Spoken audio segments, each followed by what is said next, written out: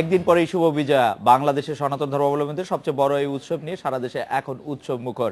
ধর্ম বর্ণ নির্বিশেষে নানা বয়সী মানুষের উদযাপন করেছে এই দুর্গোৎসব।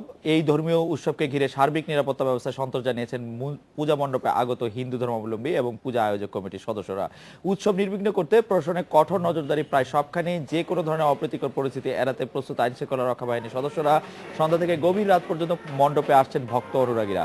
সারা দেশে বিভিন্ন স্তরে ভাগ করে নিরাপত্তা ব্যবস্থা জোরদার করা হয়েছে। ঝুঁকিপূর্ণ হিসেবে চিহ্নিত এলাকাগুলোয় থাকছে র্যাব, বিজিবি, পুলিশের টহল ও নজরদারি।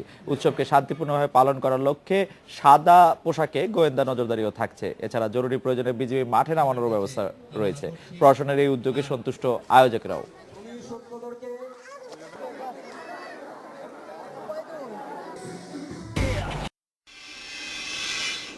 এই বিষয়ে কথা বলতে এখন আমাদের সঙ্গে আছেন রাজশাহী মহানগর পুলিশের উপকমিশনার তানভীর হায়দার চৌধুরী, বরিশাল মহানগর পূজা উদযাপন কমিটির সাধারণ সম্পাদক সুরঞ্জিত দত্ত লিটু, বগুড়া থেকে ব্যুরো প্রধান হাসিবুর রহমান এবং খুলনা মহানগর পূজা উদযাপন কমিটির সাধারণ সম্পাদক পীযূষ কুন্ডু। জনাব তানভীর হায়দার চৌধুরী, নিরাপত্তা নিয়ে দেশে বিদেশে নতুন মাত্রা সতর্কতা পাচ্ছে বাংলাদেশ।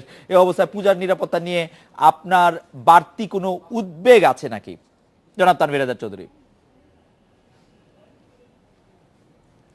জি না, আমাদের বাড়তি কোনো উদ্যোগ নেই। রাজশাহী মেট্রোপলিটন পুলিশের পক্ষ থেকে আমরা 19 তারিখ থেকে আমরা বিশেষ অভিযান পরিচালনা করি। এই বিশেষ অভিযানে আমরা ওয়ারেন্টের আসামি, তালিকাভুক্ত সন্ত্রাসী এবং অবৈধ আগ্নেয়াস্ত্র উদ্ধার অভিযান চলছে। আমাদের মহানগর এলাকায় 74টি পূজা মণ্ডপ আছে। এই পূজা মণ্ডপকে আমরা সাধারণ, গুরুত্বপূর্ণ এবং কম গুরুত্বপূর্ণ 3টা ক্যাটাগরিতে ভাগ করেছি এবং প্রতিটা পূজা মণ্ডপে আমাদের মহানগর পুলিশের নিরাপত্তা ব্যবস্থা আছে। এছাড়াও মহানগর পুলিশ ছাড়াও আমাদের এখানে র্যাব এবং বিজিবি টহল ব্যবস্থা বিদ্যমান আছে। জনাব তানভীর হায়দার চৌধুরী, কর্মসূত্রে যারা রাজশাহীতে অবস্থান করছেন, এরকম বিদেশিদের নিরাপত্তার বিষয়ে কি আপনাদের কোনো উদ্বেগ বা আলাদা কোনো ব্যবস্থা আছে? বিদেশিদের সংখ্যা ঠিক আছে কিনা, কমে গেছে কিনা, এরকম কোনো তথ্যই বা আপনাদের কাছে আছে কিনা জনাব তানভীর হায়দার চৌধুরী? না, আমরা বিদেশির এখানে সম্পূর্ণ নিরাপত্তা দিচ্ছি।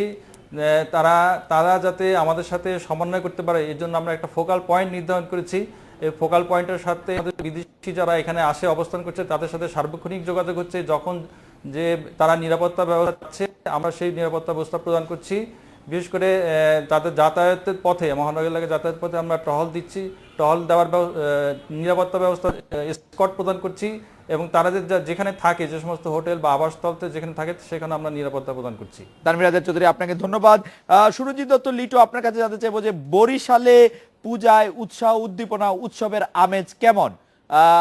এবারের পূজা অনেক উৎসবের আমেজ রয়েছে কিনা, নাকি আপনি যেরকম আছেন সেরকম একটু মন খারাপ করে আছেন? আপনাকে দেখে মনে হচ্ছে যে আপনি একটু চিন্তিত আছেন জনাব লিটু।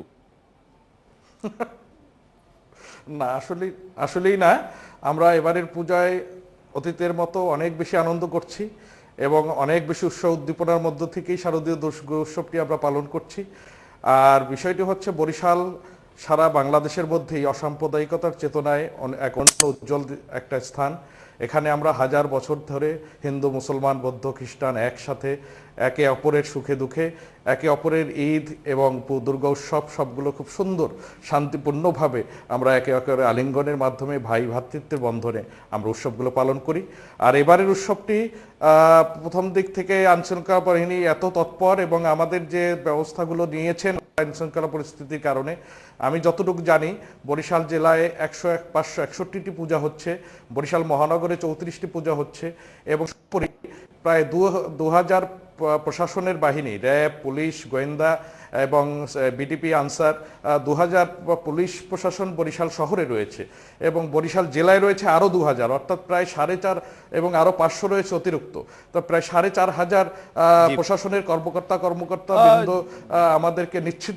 সুরঞ্জিত দত্ত লিটু, আমরা আশা করছি যে খুবই নির্বিঘ্ন এবং উৎসবমুখর পরিবেশে বরিশালে সহ সারা দেশে পূজা উদযাপিত হবে। বগুড়া থেকে ব্যুরো প্রধান হাসিবুর রহমান বিলু, আপনার পেছনে আমরা অনেক উৎসুক মানুষ দেখতে পাচ্ছি, পূজা মণ্ডপ ঘিরে মানুষের কৌতূহল দেখতে পাচ্ছি।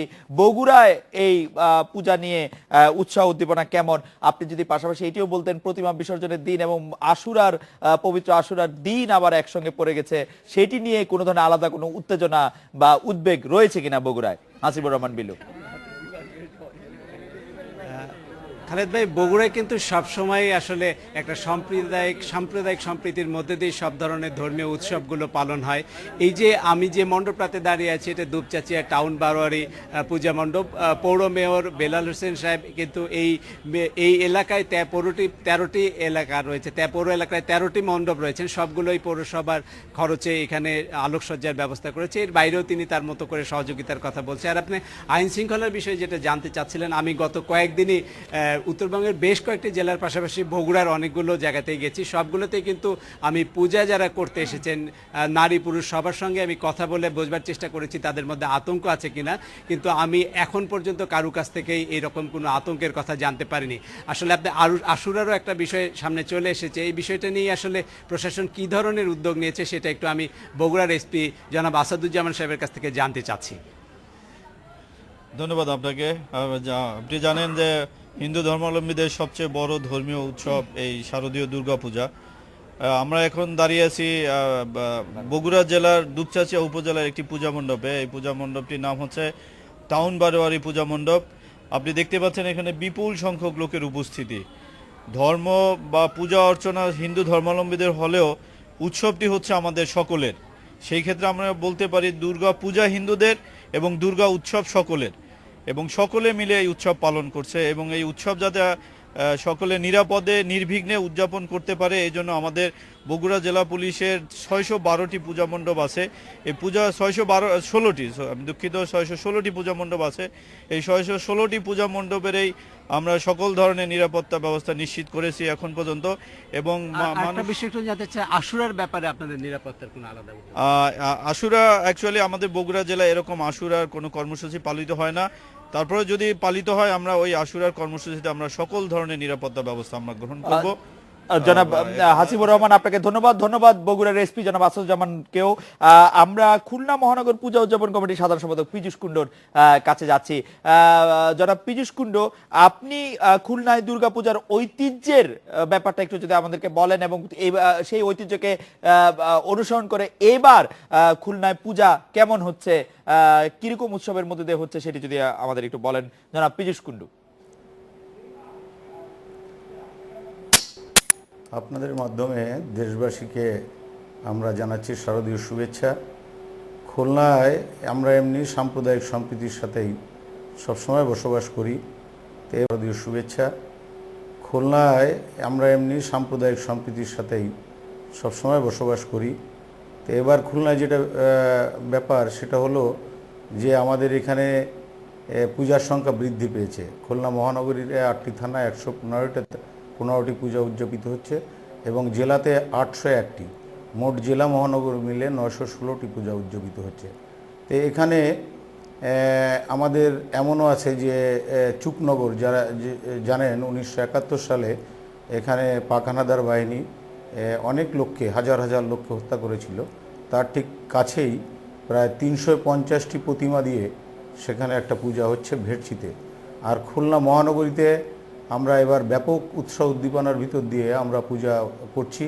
তার ভিতর অনেক ভালো ভালো কিছু মন্দির প্রতিষ্ঠিত হয়েছে এবং আমরা দেখেছি যে আমাদের দেশের এই মানে যেটা সাম্প্রদায়িক সম্প্রীতির ব্যাপার, যে ধর্ম যার যার উৎসব সবার, এখানে হিন্দু মুসলিম বৌদ্ধ খ্রিস্টান প্রতিটা মণ্ডপে ষষ্ঠী থেকেই খুব ভিড় করছে সপরিবারে, সবাই এখানে পূজা। আমরাও আশা করছি যে মানে এই উৎসবটি সবার হোক, ধর্ম যার যার শেষ তার মতো করে পালন করতে পারুক। পীযূষ কুণ্ডু, হাসিবুর রহমান, সুরঞ্জিত দত্ত লিটু, তানভীর হায়দার চৌধুরী, আপনাদেরকে অনেক ধন্যবাদ। এড্রেস বিরতি নিচ্ছি, ফিরছি একটু পরে।